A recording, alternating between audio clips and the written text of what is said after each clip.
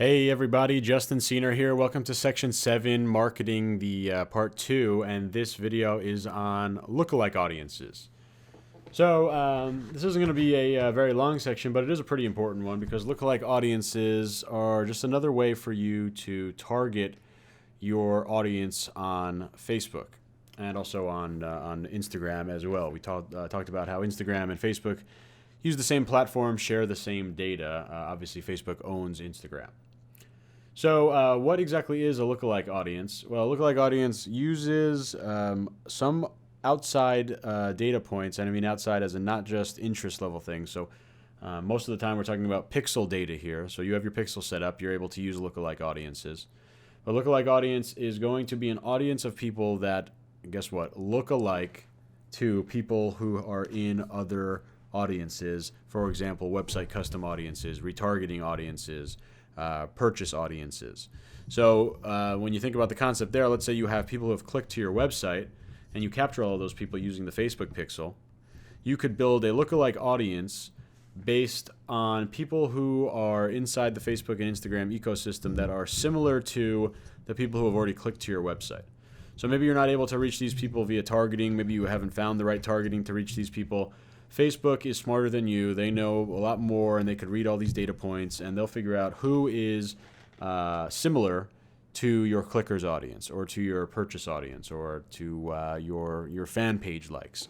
Those are a couple different sources of how you would be able to build lookalike audiences.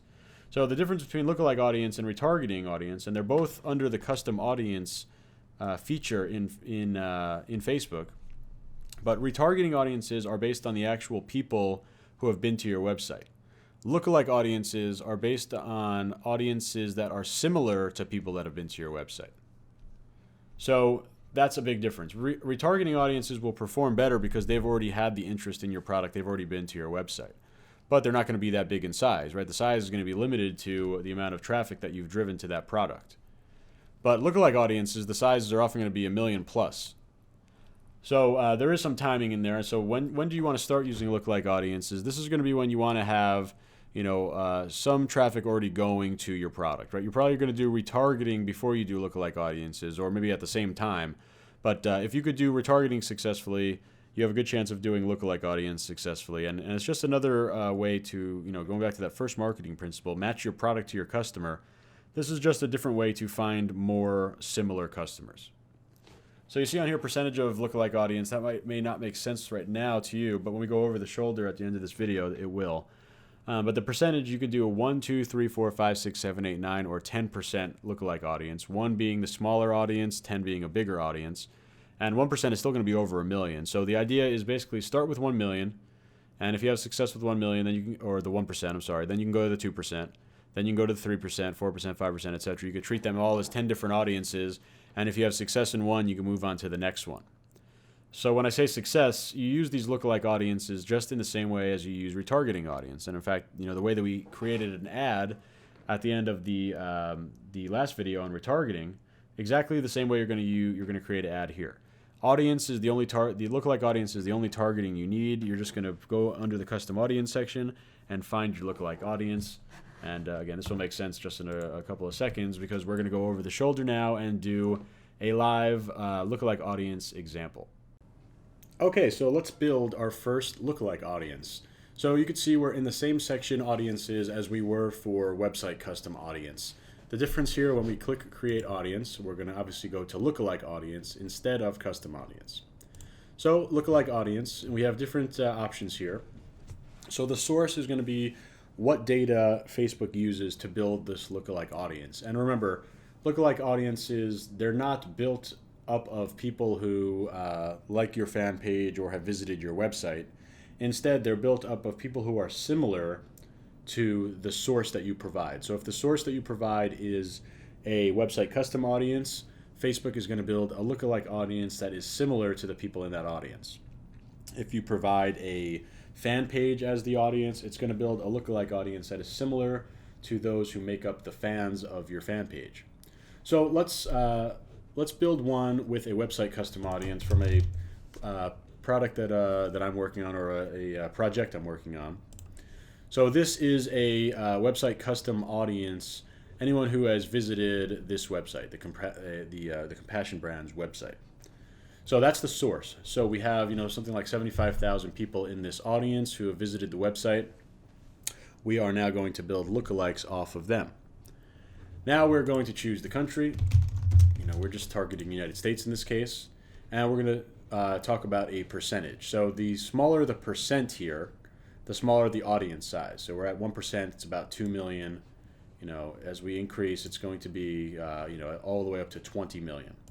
So we're just going to start it at 1%. The idea here is if you have success at the 1%, you could potentially try the 2%, the 3%, 4%, etc. And basically, as you increase, you'll have more people to reach. So start with 1% always. And if it works, you can move to 2%. So over here, we're at 1%. So here is the resulting audience and the estimated reach. So it's a lookalike audience, 1% for United States. And the source is our website custom audience for the Compassion brand. So this is previously set up. We're only able to have this audience because we had previously set it up as a website custom audience. So you need to have custom audiences if you're going to use those as your source. Let's say you don't want to, or you don't have any custom audiences. You could also just use a fan page audience. So we can use the actual fan page for here, and it's going to build, again, an approximate audience of about 1.98 million people. The difference between these two audiences, the first one was based off of website traffic, people who were actually on our website custom audience for the site. This one that you're looking at right here is based on the people who actually make up the fans on our fan page. So a couple different ways you can build the audiences, but functionality-wise, it's still the same. So we're just going to press confirm, and it's basically going to add that audience in as a new audience, and we should see it all the way at the top.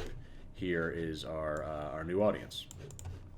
So now what do we get to do with that audience? Well, we can use this audience to create an ad and use it just like any other custom audience or retargeting audience. So let's just build a basic clicks to website ad. So remember, we're going to take a specific product that we're going to advertise. So let's just take this product individually, place it in there, give it a name if we want, sample lookalike audience, and now we'll set the audience and the interest here. So just like we did with custom audience, we are going to use the custom audience section here instead of putting in interest. We want to use the lookalike audience. So what we could do is, we already created the audience, obviously. So let's look for that Compassion Brands 1% lookalike audience. Here it is. So, it's saying less than 20 people right now only because it takes a little bit to build. But as soon as it does build, it will be usable. So we're going to select that. And just like you did for your retargeting audience, this is all you need to do in terms of the interest level. You don't need to be adding an interest or demographics or age or anything like that. You're just going to use the actual audience that you create. So again, we set the budget. As always, it's going to be $5. We're going to treat a lookalike audience ad just like we would any other ad. So we'd go on to choose ad creative, and being a clicks to website ad, we would of course add that 1200 by 628 ad image. We would set up the ad in terms of a headline. This doesn't need to be specific like it did for the retargeting audience. These are people who are most likely going to be seeing this product for the first time. So we want to go with our traditional ad copy. And again, we have an ad copy and graphics section. We'll talk about, really what should go in there. But let's say this was a dog shirt. We would say something like, "Do you love dogs?" Limited time only.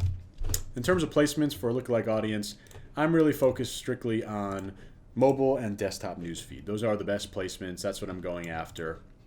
So that's all you really need to do. In terms of what you need for a lookalike audience, you need to create one under tools and then audiences, and then you need to just add it to any ad just like this. And this is the actual audience of who will be shown this ad.